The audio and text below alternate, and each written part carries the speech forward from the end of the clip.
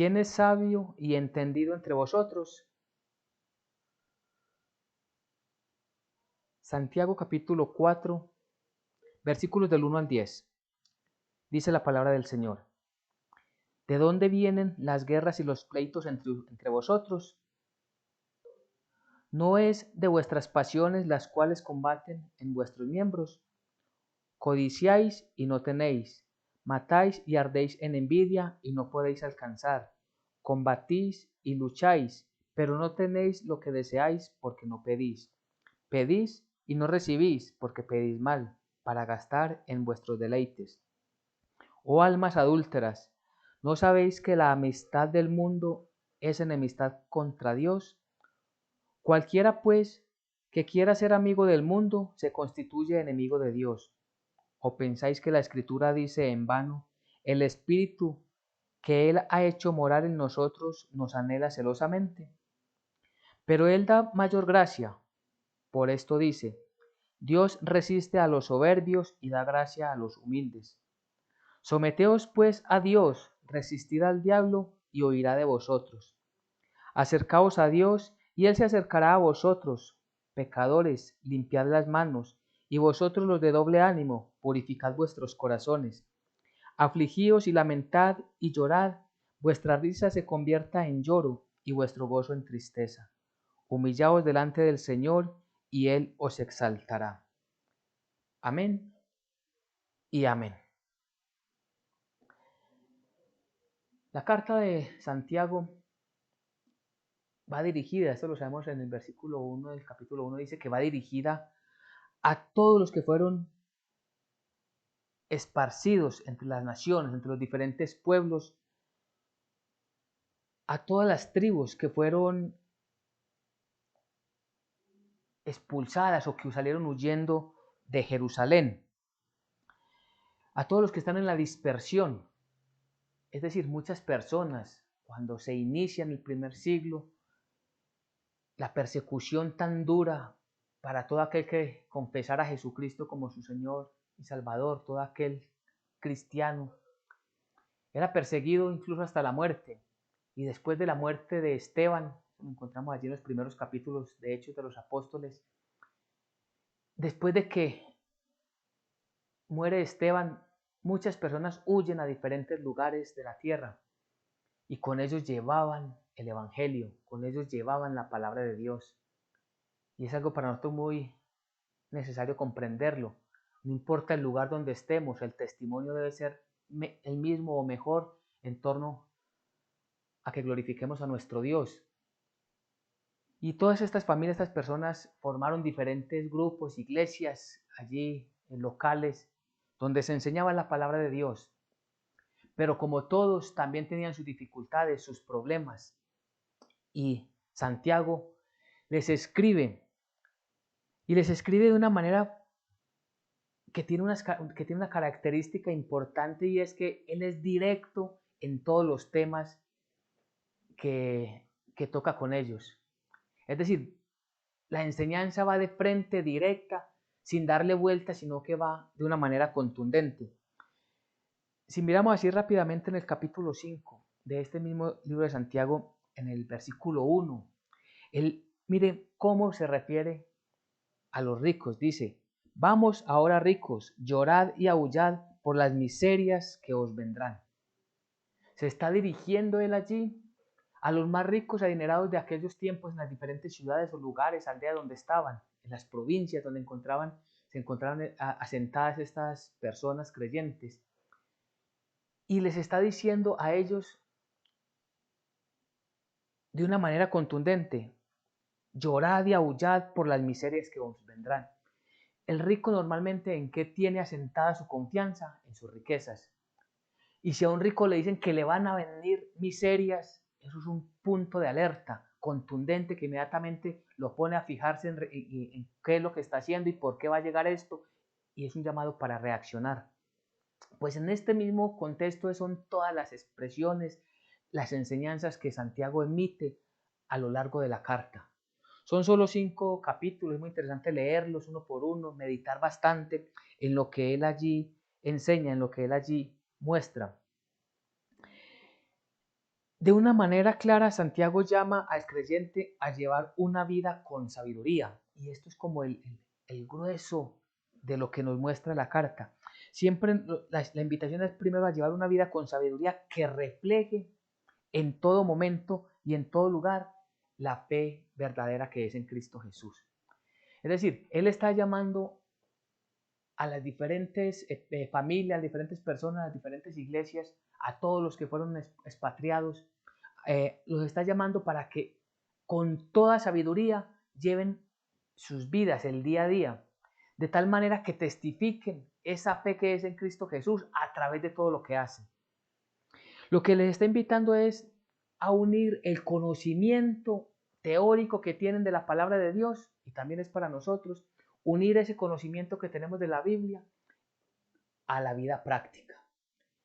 Porque no sé, en nosotros muchas veces en nuestras vidas parece que dividimos. Por un lado va nuestra fe, lo que creemos y los días que nos congregamos, y por otro día, en otro momento, perdón, nuestra vida está totalmente apartada de la fe y lo que hacemos refleja más que somos del mundo y no que somos creyentes. No hay una diferencia en las cosas que hacemos nosotros en la sociedad, no son distintas a lo que el mundo no creyente hace cotidianamente. Y a eso está llamando Santiago a través de esta carta.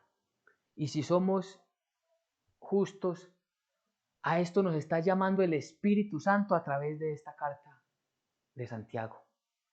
Para que reflexionemos en todas las cosas que hacemos, si lo que hacemos refleja lo que creemos o realmente lo que hacemos en el mundo es lo que hay en nuestro corazón y solo proclamamos falsamente que creemos en Jesucristo.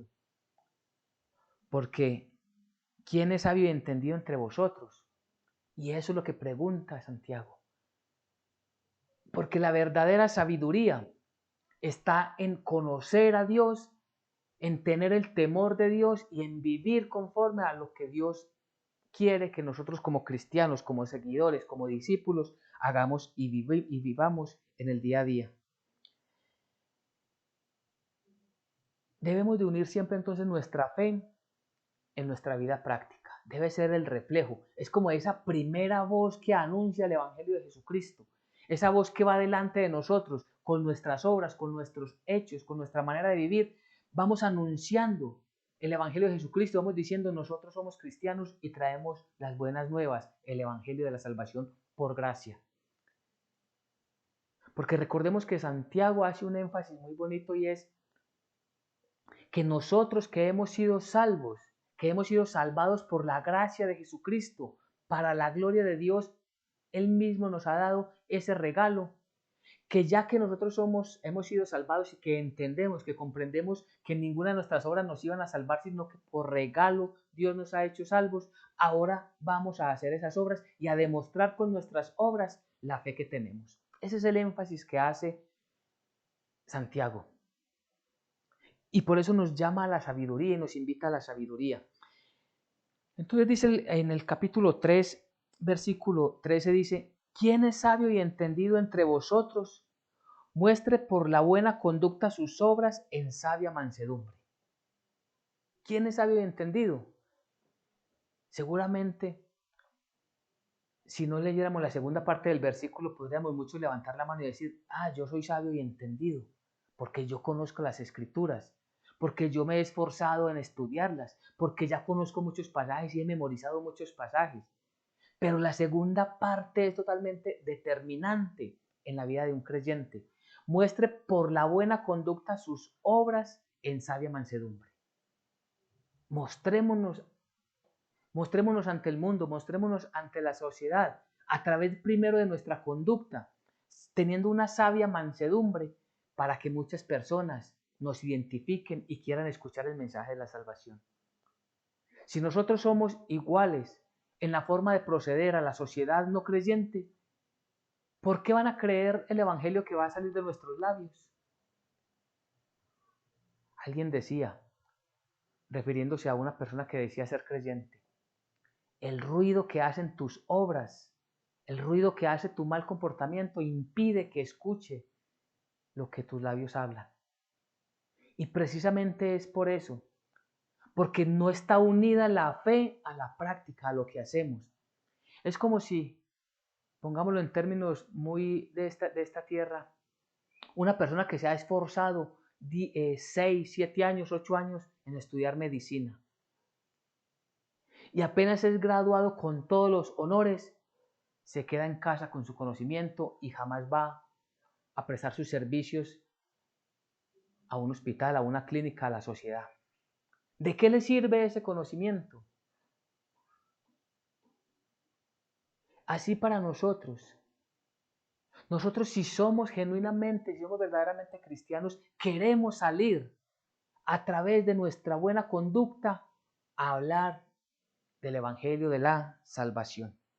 Y con todo este contexto entonces empezamos en el capítulo 4, versículo 1, donde Él les hace un llamado, como siempre, directo a los oyentes. ¿De dónde vienen las guerras y los pleitos entre vosotros? ¿No es de vuestras pasiones las cuales combaten en vuestros miembros? Y es que lo mismo que sucede en la sociedad. ¿Qué es lo normal en la sociedad? Los pleitos, las guerras, las contiendas entre personas, entre familias, entre naciones. Y esto se da porque el mismo versículo dice, no es por vuestras pasiones las cuales combaten en vuestros miembros, por las pasiones, por los deseos, por los impulsos, los placeres que las personas quieren tener allí en la sociedad. Y por causa de lograr aquello que anhelan, se dejan arrastrar. Y no importa lo que tengan que hacer para conseguir sus propósitos encima de otras personas, dañando a otras personas, acabando con familias, acabando con la misma sociedad, buscan conseguir aquello que anhelan. Y esto está sucediendo, sucedía en aquel tiempo y sucede también en la iglesia cristiana. Porque cuando dice allí de dónde vienen las guerras y los pleitos entre vosotros, él se está dirigiendo, repito lo que vimos al principio, a familias, a comunidades de creyentes. Y le está diciendo, ¿por qué hay guerras? ¿Por qué hay pleitos entre ustedes? Y los está poniendo a pensar como a nosotros en este momento la palabra de Dios, donde nos dice, ¿por qué se están dando esas guerras? Es que nos estamos dejando llevar de las pasiones de unos contra otros, las pasiones de aquel que quiere ser más grande que el otro, que quiere sobrepasar, sobresalir, que quiere ser aplaudido, que quiere tener un mejor nombre en la comunidad o que quiere ser reconocido tanto en la comunidad como en la sociedad como uno de los mejores. Y para esto se deja arrastrar y no importa si está dividiendo una iglesia, si está dividiendo una familia, si está dividiendo una sociedad, con tal de cumplir sus propósitos. Todo esto lo está atacando directamente la palabra de Dios a través del apóstol Santiago. Esas pasiones, todo eso que habla la palabra del Señor, ¿a qué se refiere esas pasiones? A ese deseo que tiene una persona por conseguir algo. Y no importa todo lo que tenga que hacer, pero está tan ansioso que se le olvida que primero debe honrar a Dios antes que cualquier cosa. Se le olvida que conoce la palabra de Dios. Se le olvida que en la congregación aparenta ser muy santo, pero que en la vida del día a día no es cristiano, es un mundano más. Y esto también es para nosotros. Nosotros tenemos que trabajar fuerte, pero para ser diferentes en comparación a la sociedad. El no dejarnos llevar por nuestros deseos, porque nosotros también tenemos deseos, también tenemos luchas. Pero eso no quiere decir que ese sea el manto, el velo para cubrirnos, para taparnos y decir como los otros los hacen, entonces yo también lo puedo hacer, yo también lo hago y no hay problema, no. Aunque tenemos esos impulsos, nosotros tenemos que restringirnos a nosotros mismos y avanzar en torno a hacer solo la voluntad de Dios. Codiciáis, versículo 2, codiciáis y no teméis, y no tenéis, codiciáis y no tenéis, matáis Y andáis en envidia y no podéis alcanzar, combatís y lucháis, pero no tenéis lo que deseáis porque no podéis, no pedís. Codiciáis y no tenéis. Porque eso es lo que da, eso es lo que genera esas pasiones desenfrenadas, esas pasiones erradas, equivocadas. ¿A qué llevan? A codiciar las cosas de este mundo, a codiciar lo que tienen las otras personas, a codiciar la prosperidad pasajera que muchos no creyentes tienen en este momento. Y por causa de eso se dan entre las comunidades rivalidades. Todo esto dice, y no tenéis, matáis y ardéis en envidia. Claro, todas aquellas personas generan conflicto. Y esa palabra que utiliza tan fuerte el Santiago dice, matáis. Es otra, como aquellas palabras fuertes que leímos del capítulo 5 acerca de los ricos. Llorad y aullad por las miserias que os vendrán. Pues está diciendo, ustedes matan. Y alguno puede decir, pero es que yo no he matado a nadie. Pero lo que está es llamando allí la atención para que miremos todos esos conflictos que se están generando con odios, con rencores, con malicias, con engaños, con malas palabras, con palabras de doble ánimo, de doble sentido, con esos rumores. Todo eso daña a una familia, todo eso daña a una congregación, todo eso daña y hace mucho daño también en la sociedad. Y eso es por eso que nosotros tenemos que tener siempre claro que lo que nosotros hacemos lo debemos hacer para la gloria de Dios. Por eso estas personas realmente nunca alcanzan lo que quieren, porque consiguen algo y codician algo mucho más. Y obtienen eso y aún quieren o envidian algo, otra cosa mucho más superior. Por eso nunca se van a sentir satisfechos. Pero no tenéis lo que deseáis, porque no pedís. Y aquí este punto de cuando dice que no pedís, significa que lo están haciendo como la gran mayoría en la sociedad, en este mundo. Buscan conseguir todo conforme a sus esfuerzos, conforme a sus fuerzas, conforme a lo que ellos determinan que es lo correcto y lo bueno para sus vidas. Pero no lo están haciendo pidiéndole a Dios. ¿Y qué es lo que se le debe pedir a Dios? A Dios se le debe pedir es el gozo, la paz, la felicidad, la esperanza. Todas estas cosas provienen de Dios. Pero una persona que está allí metido en sus propias pasiones, buscando sus deleites, sus delicias, no está pensando en Dios, no está pensando en glorificar a Dios, sino en envanecer su propio corazón. Y esa es la gran diferencia. Y si esto no está claro en nuestros corazones, jamás vamos a poder ser diferentes, distintos a la sociedad. Y incluso tendríamos que revisar si es que tenemos una fe ficticia. Es decir, porque tenemos un conocimiento, nos autodeclaramos cristianos, pero realmente no hemos nacido de nuevo, no aborrecemos el pecado, no aborrecemos la maldad, no aborrecemos la injusticia. Y por eso es tan fuerte las palabras del apóstol Santiago. Él dice claramente, ustedes no saben pedir. Ustedes piden, versículo 3, pedís y no recibís porque pedís mal, para gastar en vuestros deleites.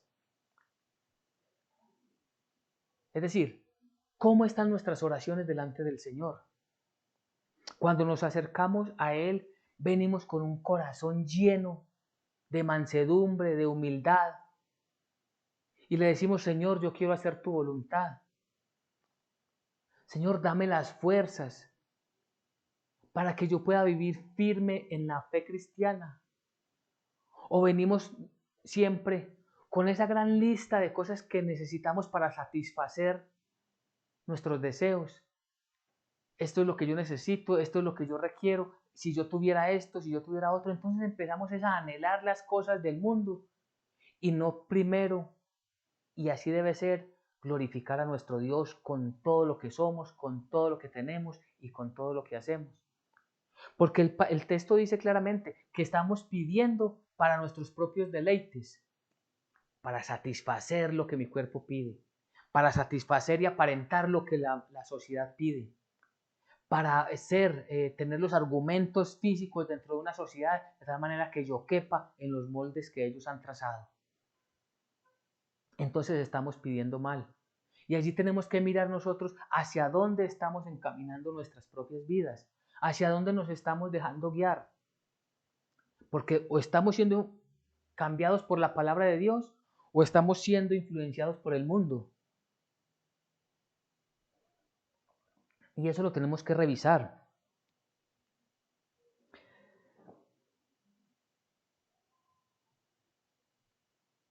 Todo lo que hay en nuestro corazón es lo que se expresa públicamente. Es lo que se expresa exteriormente. Lo que hay en nuestro corazón. ¿Cuáles son nuestros deseos? Recordemos que la palabra de Dios nos enseña que no hay nada más engañoso que el corazón del ser humano. Y entonces nuestros deseos tienen que ser siempre sometidos al escrutinio de la palabra de Dios. Tenemos que presentarlo a revisión de la palabra de Dios. Esto que yo quiero es lo que dice Dios que debo tener. Esto que yo estoy pidiendo va a glorificar a Dios. ¿Cómo va a glorificar esto a Dios? Y de esta manera nos vamos nosotros formando. Y así cuando nos acerquemos en oración, vamos a pedir lo correcto.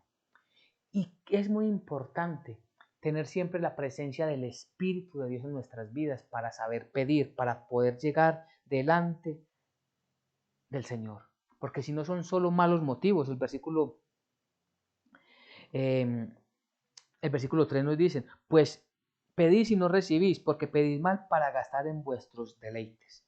Allí están los motivos equivocados de nuestras oraciones. Y nuestras oraciones deben ser guiadas a través del Espíritu Santo conforme a la palabra de Dios. Oh almas adúlteras, ¿no sabéis que la amistad del mundo es enemistad contra Dios? Cualquiera, pues, que quiera ser amigo del mundo, se constituye enemigo de Dios. Almas adúlteras. Es decir, aquí viene el reflejo de lo que hay en nuestro corazón. Porque estamos cambiando la voluntad de Dios por nuestra voluntad. La amistad, todo aquello cuando nos dejamos llevar por los deleites de este mundo, por las pasiones de este mundo, que es lo que directamente Santiago está atacando. Y lo está haciendo de una manera directa, concreta, sin rodeos. Todo eso, todas esas pasiones, todos esos deleites que anhelamos en el mundo, demuestran que estamos amando al mundo. Queremos estar con el mundo. Queremos vivir las cosas como el mundo las vive, hacer las cosas que el mundo hace. Nos estamos uniendo al mundo, solo que nuestros labios nombran a Dios. No todo el que me dice Señor, Señor, entrará al reino de los cielos. Nosotros debemos de mirar cuál es la prioridad para nosotros en nuestra vida. Porque cualquiera que es amigo del mundo se constituye enemigo de Dios. Y aquí no hay un término medio. Aquí no hay un punto central donde estamos ahí como medio con el mundo y un poquito más hacia Dios. No. O somos del mundo o somos de Dios. No podemos servir a dos señores. Y ese punto medio es el más peligroso, porque hace sentir a la persona que está bien delante de Dios. Él mismo se autoconvence. Él mismo se autoconvence y cree, él mismo se cree el cuento de que él está bien delante de Dios y que él está siendo aprobado por Dios. Pero resulta que es una trampa del enemigo, es una trampa de la oscuridad, donde cada vez más atrapa a la persona, dándole las cosas, los placeres del mundo y apartándolo más de la voluntad de Dios. Y ese llamado es para que decidamos o somos o no somos. ¿Honramos a Dios verdaderamente o no lo honramos? ¿Lo glorificamos o no lo glorificamos? ¿Buscamos las cosas que Él quiere o buscamos las que nosotros queremos?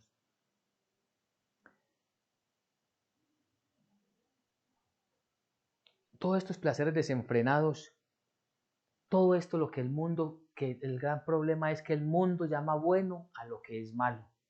Y si nosotros no tenemos claro qué es bueno y qué es malo según el criterio de quién,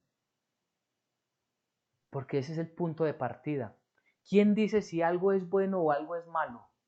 Nuestra conciencia, nuestro entendimiento, lo que digamos la gran mayoría de nosotros, lo que diga la gran mayoría de la sociedad.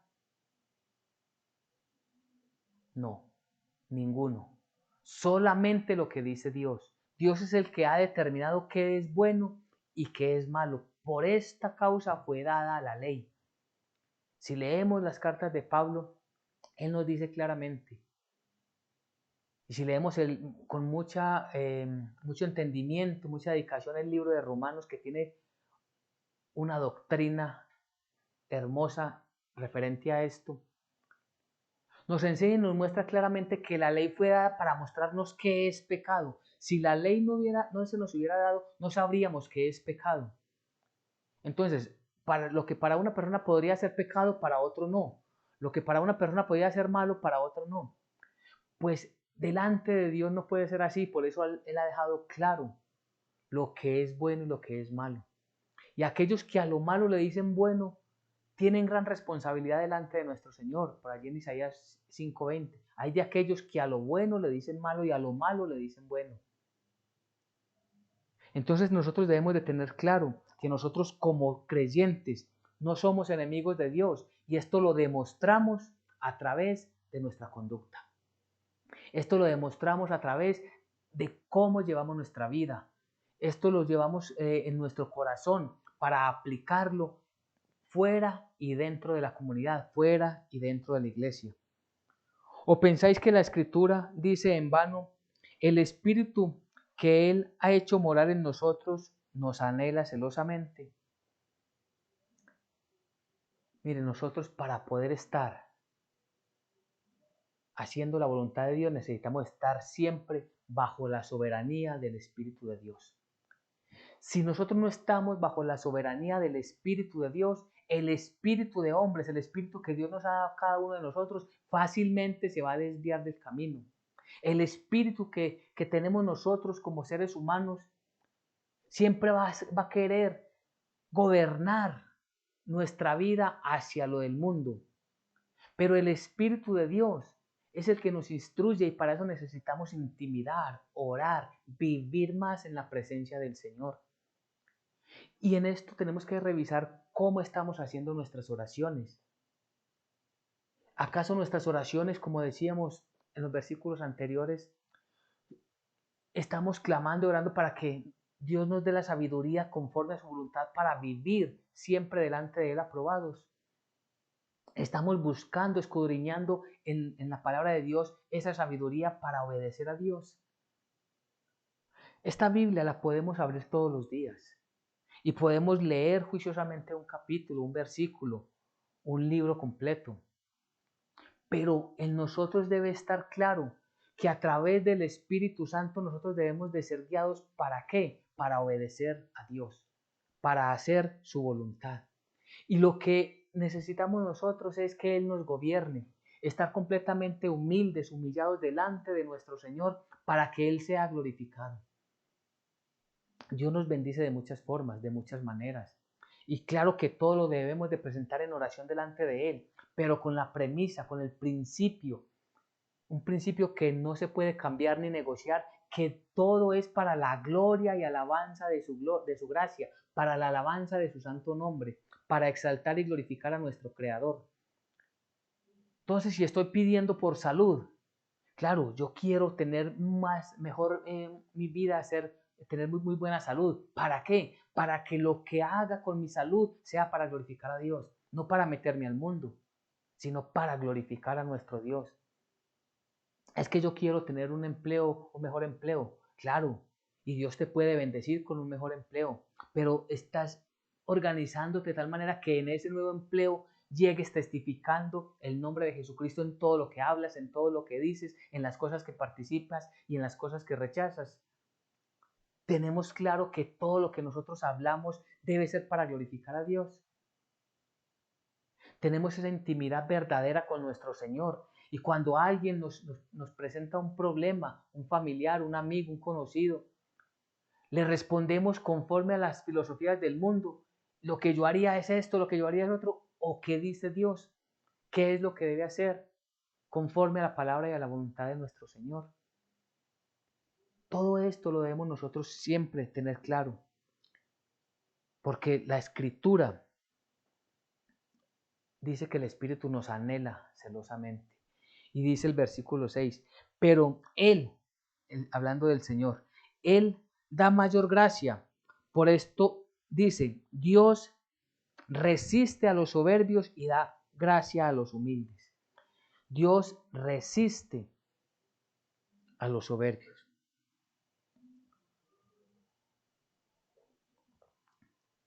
Recordemos, el Señor jamás va a rechazar un corazón contrito y humillado.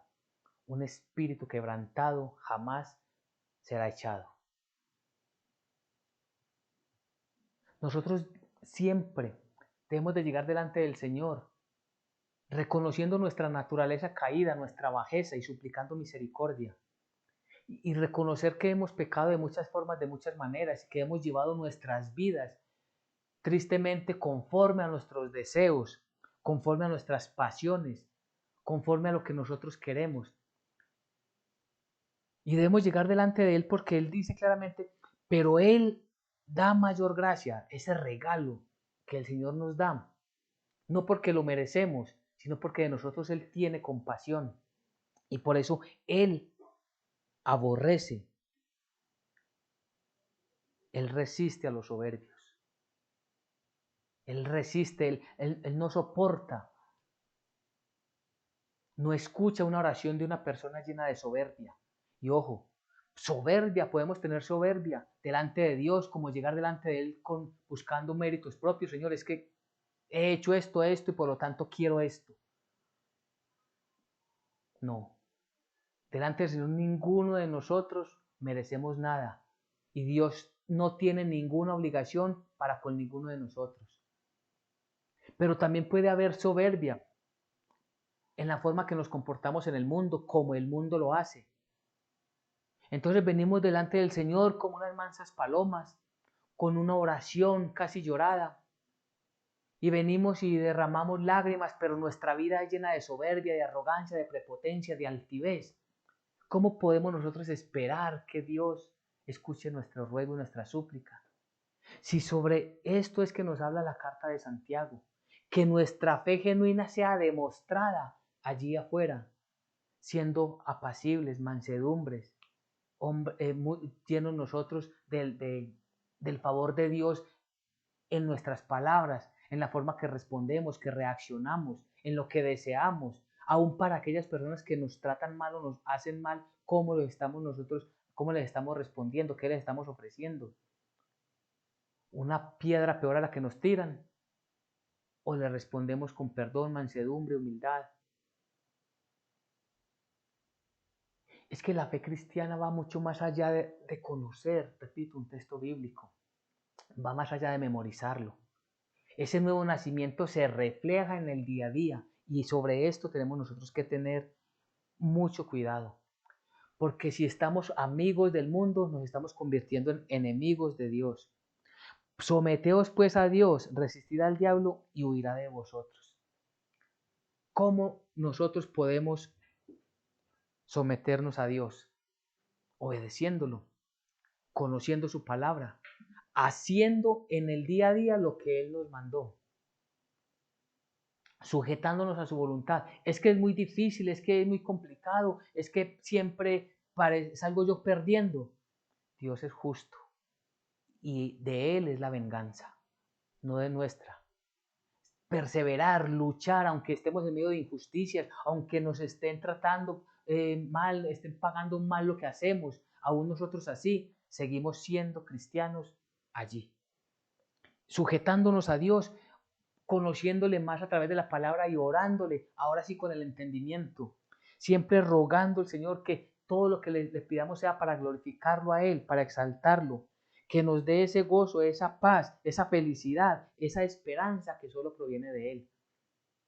que Él nos dé la sabiduría para gobernar las riquezas que nos ha dado, para gobernar el salario que recibimos, para gobernar los bienes que hoy tenemos, de tal manera que todo esto que tenemos lo glorifique a Él también. Y dice resistir al diablo. Y resistir al diablo es resistir a todas aquellas pasiones pecaminosas que nos impulsan a complacer nuestros malos deseos. Resistir al diablo es no aceptar esas cosas que sabemos que son pecado y que vienen del mundo, las rechazamos así de momento, sean para nosotros una ayuda supuestamente. Pero es una trampa, una red, una cadena que nos puede arrastrar mucho más profundo. Es allí donde nosotros tenemos que resistir a la tentación. Es allí donde nosotros tenemos que resistir a participar de chismes, de contiendas, de rivalidades. Es allí donde nosotros tenemos que resistir a contestar lo primero que quiera salir de nuestros labios, sino que por prudencia, no nos igualamos al mundo, sino que testificamos la grandeza de Dios en nuestra manera de hablar. Es una forma grande de resistir al diablo.